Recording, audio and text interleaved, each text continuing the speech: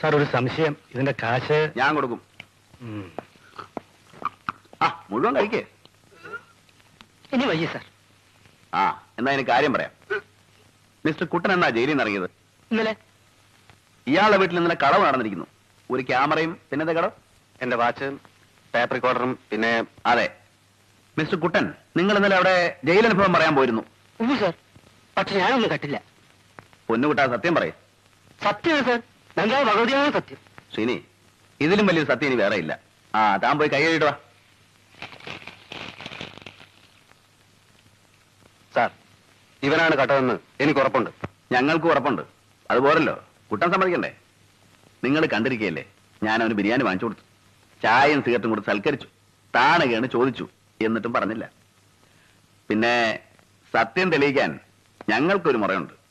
പക്ഷേ അതെടുത്താ നിങ്ങളെപ്പോലുള്ള പത്രക്കാർ എഴുതില്ലേ തെളി അല്ലോ? സാർ, എന്തായാലും എനിക്ക് എന്റെ ക്യാമറ കിട്ടണം. പല പല സെന്റിമെന്റ്സ് ഉള്ള... അത് ശരി. കുട്ടൻ വരൂ. കുട്ടൻ ഇന്നലെ മോട്ടിച്ച സാധനങ്ങളൊക്കെ എന്ത് ചെയ്തു? ഏത് സാറും പറയണം, അത് ആൾക്ക് വിറ്റു. ഞാൻ ചത്തുപോകും. പറ, എന്ത് ചെയ്തത്? ചാട്ടുപോലെ പഠിക്കാൻ അയച്ചോ? കക്കൂസിന് വലിയൊരു പൈപ്പിൽ വെച്ച് ബാക്കി പാത്തോട്ട് പള്ളിപ്പറമ്പിൽ കുഴിച്ചിട്ട് സാർ. അവിടെ മയ്യത്ത് വെക്കാൻ തന്നെ സ്ഥലമില്ല. അപ്പോഴാണ് നിന്റെ കളവ് മുതലും. താനും വയ്ക്കോ. മേലിൽ പോലീസുകാരെ പറ്റി പോക്കിരത്തിൽ എഴുതിയ തന്റെ എല്ലിനെ ഓടിക്കും.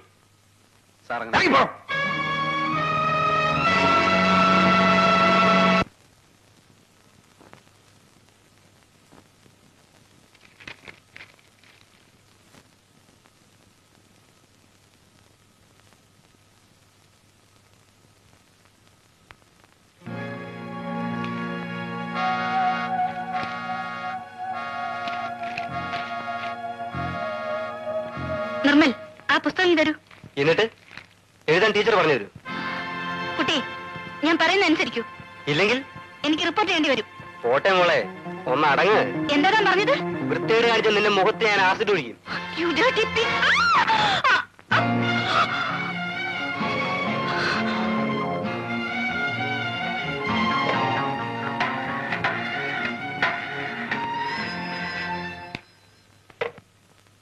പോലീസ് സ്റ്റേഷൻ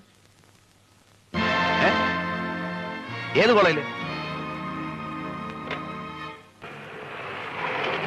വകുപ്പ് ഏതായാലും റഷീദ് പേടിക്കണ്ട. കേസിന്റെ കാര്യം ഞാൻ ഏറ്റുന്നേ. അതിന് മന്ത്രി ഡൽഹിയിൽ പോയിരിക്കല്ലേ? വരട്ടെ. വേണ്ട വേണ്ട, പുള്ളിക്കാരൻ പ്രൈം മിനിസ്റ്ററെ കണ്ടേച്ച് ഉടനെ എന്നെ ഇങ്ങോട്ട് വിളിക്കും. ഓക്കെ. സിറ്റിയിൽ മിനിഞ്ഞാന്ന് ചാർജ് എടുത്തു അല്ലേ? തൊട്ടടുത്ത വീടായിട്ടും ഇതുവരെ നിങ്ങൾ കയറിയില്ലല്ലോ. ആയിരിക്കേ? വേണ്ട. അത് കൊള്ളാം. നിങ്ങളുടെ ഹോം മിനിസ്റ്ററും ഇതുപോലെയാ. ആള് മന്ത്രിയൊക്കെ ആണെങ്കിലും എന്റെ മുമ്പിൽ ഇരിക്കാൻ മടിയാ. അല്ല, കാര്യമുണ്ട്. അവന് രാഷ്ട്രീയത്തിൽ ഇറക്കിയതും പൊക്കിയതും ഒക്കെ ഞാനാ. അതിരിക്കട്ടെ, കുടിക്കാൻ എന്താ എടുക്കേണ്ടത്? കാപ്പിയോ ചായയോ അല്ലെങ്കിൽ? ഒന്നും വേണ്ട. അത് പറ്റില്ല. ആദ്യമായിട്ട് എന്നെ കാണാൻ വന്നിട്ട്... അത് ഞാൻ നിങ്ങളെ കാണാൻ വന്നതല്ല. പിന്നെ മകനെ കാര്യം വിളിക്ക്, പറയാം. നിമ്മേ, മോനെ നിമ്മേ.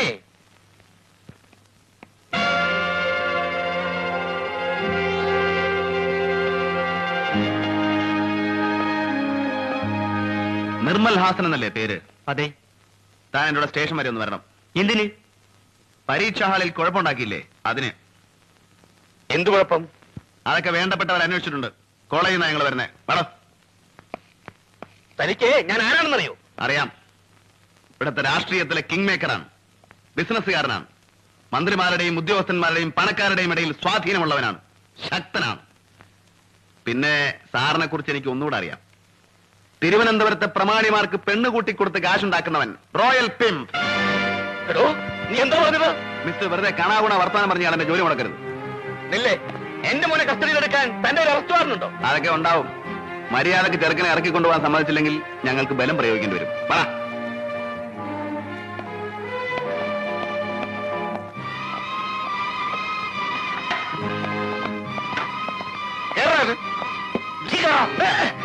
ബീച്ച് വഴി വിടാൻ പറ.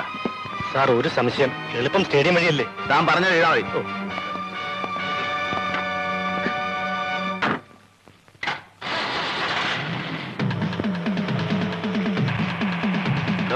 പരീക്ഷയ്ക്ക് കോപ്പി അടിക്കുന്നവൻ കഷ്ടപ്പെട്ട് പഠിക്കുന്ന വിദ്യാർത്ഥികളെ തോൽപ്പിക്കുകയല്ലേ?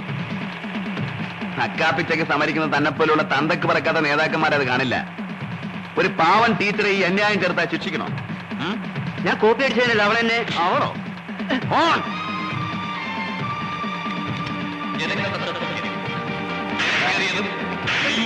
വാദവത്തിൽ ആരും കൂട്ടം കൂടി നിൽക്കുവാനോ മറ്റു വാഹനങ്ങൾ പാർക്ക് ചെയ്യുവാനോ പാടുള്ളതല്ല. ജനങ്ങൾ റോഡരികിൽ സ്ഥാപിച്ചിട്ടുള്ള ആളുകൾ കൂട്ടം കൂട്ടമായി നിൽക്കരുത്. ആ ഓട്ടോറിക്ഷ മാറ്റണം. അവിടുത്തെ മാറ്റണം. നിങ്ങളുടെ സുരക്ഷിതത്വമാണ് ഞങ്ങളുടെ സേവന ലക്ഷ്യം. അതിനായി പൂർണ്ണമായും ഞങ്ങൾക്ക് സഹകരിക്കുക. വാഹനങ്ങളുടെ പ്രത്യേക ശ്രദ്ധയ്ക്ക് വാഹനങ്ങൾ പരസ്പരം ആളുകൾ വലത് ഭാഗത്തൂടെ നടക്കണം. ലോറി അവിടുത്തെ മാറ്റണം. ടീച്ചറുടെ മുഖത്ത് നീ ആസിഡ് ഒഴിക്കോടാ. ഇല്ല സർ, ഞാൻ പറയുന്നത് ടീച്ചറെ കൈ കീറി മുറിക്കോടാ. ഇല്ല സർ, ചെയ്യില്ല. ഞങ്ങൾ നിന്നെ ഇടിച്ച് നീ ആരോടെങ്കിലും പറഞ്ഞു തന്നിട്ട് നാവിയാൻ പിഴർത്തോളി. മനസ്സിലാകണം. വാഹനങ്ങളുടെ മുൻവശത്തും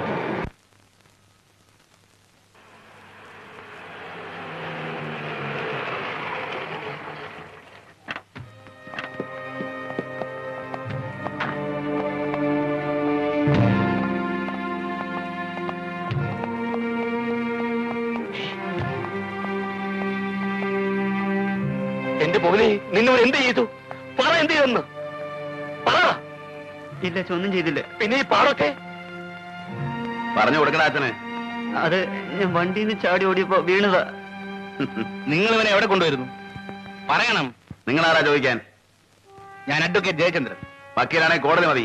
ഇവിടെ വന്നൊന്ന് കുറയ്ക്കരുത്. ഇത് പോലീസ് സ്റ്റേഷനാണ്. ഇൻസ്പെക്ടർ വെറുതെ അല്ലേ വന്നത്? എന്റെ പോലെ ജാമ്യത്തിൽ ഇറക്കാനാണ്. അതിന് വക്കീലും കൊണാപ്പിയൊന്നും വേണ്ട. ഞാൻ വിട്ടേക്കാം, സ്വന്തം ജാമ്യത്തിൽ.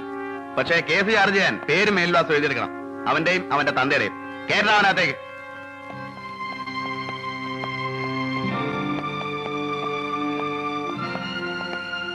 സാറിനോട് കോളുണ്ട്. ഞാനിവിടെ ഇല്ലെന്ന് പറ. തിരുവനന്തപുരത്ത് നിന്നാ. അറിയാം മിസ്റ്റർ. വലിയവന്റെ മക്കളെ പിടിച്ചാൽ തിരുവനന്തപുരത്ത് വിളിക്കൂ. പറഞ്ഞേരി വിട്ടെന്ന്.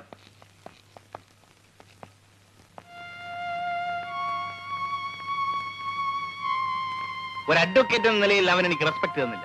അത് ഞാൻ ക്ഷമിച്ചു. എന്നാൽ നിന്റെ കാര്യത്തിൽ അവൻ കാണിച്ച അമിതമായ താല്പര്യമാണ് എന്നെ ഇറിറ്റേറ്റ് ചെയ്യിക്കുന്നത്. ഏതവന്റെ കാര്യമാണ്?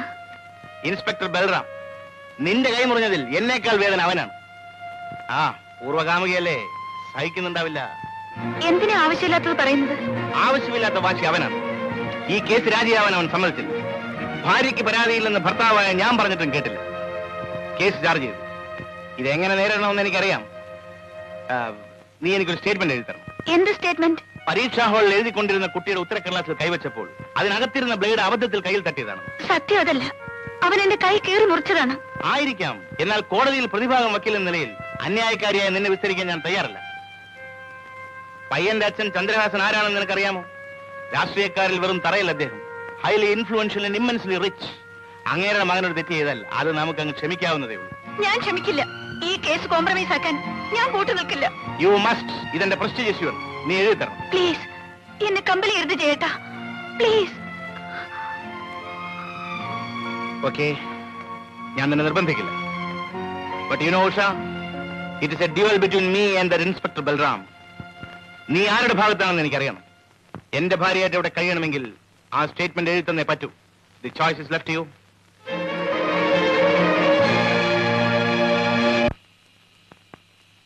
അകത്തുണ്ട്, വിളിക്കാം. ആരാത്? ഇത് വേറൊരുത്തിയാ.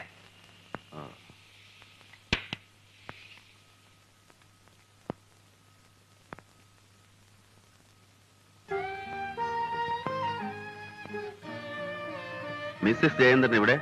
ഞാൻ ഇന്നലെ കൊടുത്ത കംപ്ലൈന്റ് കഴിയുമെങ്കിൽ വിത്ഡ്രോ ചെയ്യാൻ. എനിക്ക് നേരത്തെ തോന്നിയിരുന്നു.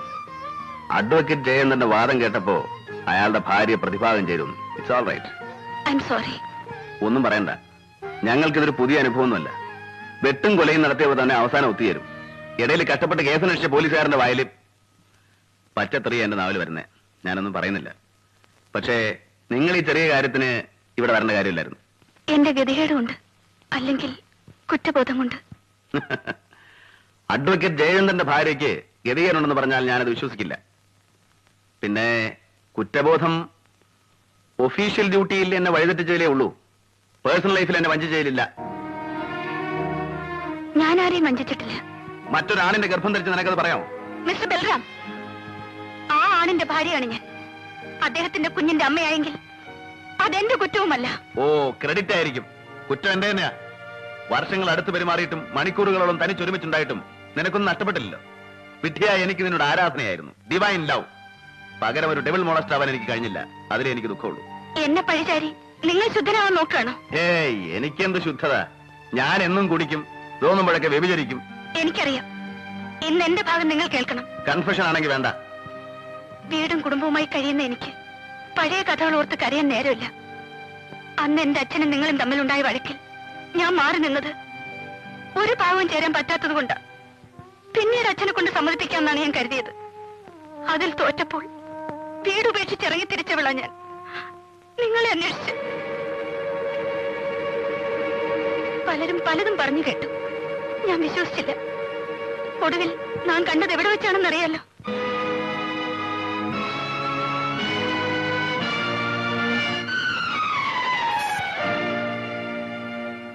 ഒരു കൊലയാളിയാണ് നിങ്ങളെന്ന് അറിഞ്ഞിട്ടും എനിക്ക് നിങ്ങളോടുള്ള സ്നേഹം കുറഞ്ഞില്ല. എന്നാൽ അന്ന് ആ വ്യഭിചാരശാലയിൽ വെച്ച് നിങ്ങളെ ആ പെണ്ണിനോടൊപ്പം കണ്ടപ്പോൾ എന്റെ കുറ്റപ്പെടുത്തുന്നില്ല ആരെയും. It's my faith.